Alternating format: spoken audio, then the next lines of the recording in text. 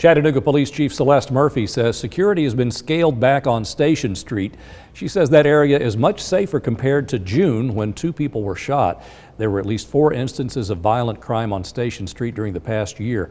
A fight broke out last Halloween in which officers warned the Blue Light owner about gang activity. In February, Westbound Bar was warned for a fight that broke out in the street. And we recently reported on a security guard punching Caleb Young outside the Boneyard. Chattanooga police reopened the investigation into that case at Boneyard. That was after a department spokesperson called Young the primary aggressor.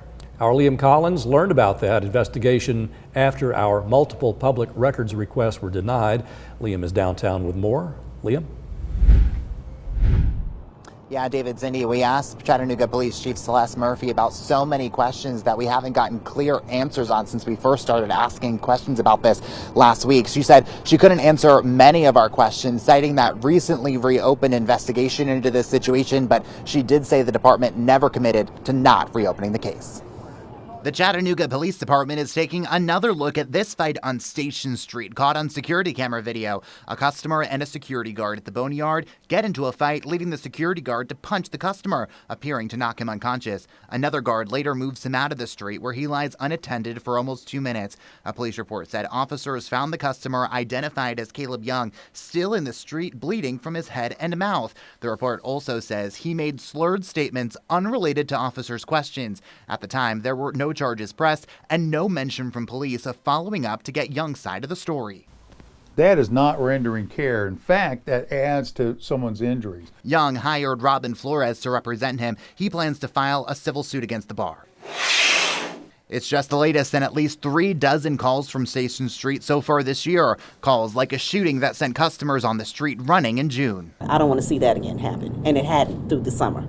So I view that as a success. During a press conference Wednesday, we asked Murphy about enforcement on the street. Immediately after the shooting, the department increased staffing on the street, which she says worked to deter violent crime. We haven't altered the plan. We've maybe altered some, scaled back on the resources because not as many were needed. We also asked Murphy about the investigation into the Boneyard fight. She declined to answer so many of our questions, citing a reopened investigation. We can never say that a case can never be reopened. I mean, that's any case.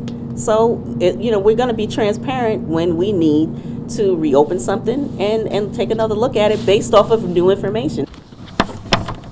But when we asked the department spokesperson about the case last week, she was clear. The video lined up with the report, and she called Young the primary aggressor. Case closed. But this week, Local 3's multiple public records requests for body camera and security video and 911 calls were denied, citing an open investigation. 3 unanswered emails later, a different spokesperson said it appears they were not aware of the situation in its entirety. Can you elaborate any more on what kind of new information you got in terms of, what led to that case being reopened? Is there anything we can speak to on that? No, I don't think we can speak about Okay, yeah.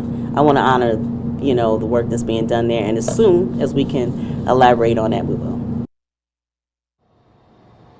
Young's attorney tells us that he later filed a criminal complaint in this investigation. He also says he had no idea what had happened to him until after he saw the video of the incident online. Police could not say if that criminal complaint was actually filed or if that was the reason that the case was opened to begin with.